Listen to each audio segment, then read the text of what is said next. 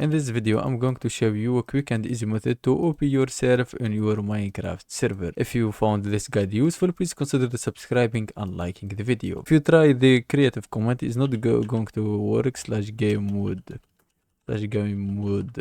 mode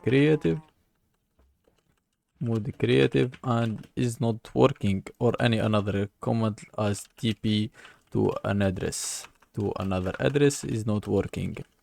So to fix that, open your server console from the host, which is Aternos or any another host company or host service. Even if you also hosting the server from your local PC, you can also go for your console or any host company and just write on the console OP under your username, which is in my case HarzX, like so, and press enter.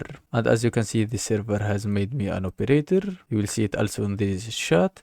And now I can go for /game mode creative, or I can also go for /TP to an address. Let's get the creative. Let's get the game mode creative. And as you can see, guys, that's how you can get the OP or the admin in your Minecraft server using the console. I hope this guide was helpful. If it is, please consider subscribing, liking the video, and thanks for watching.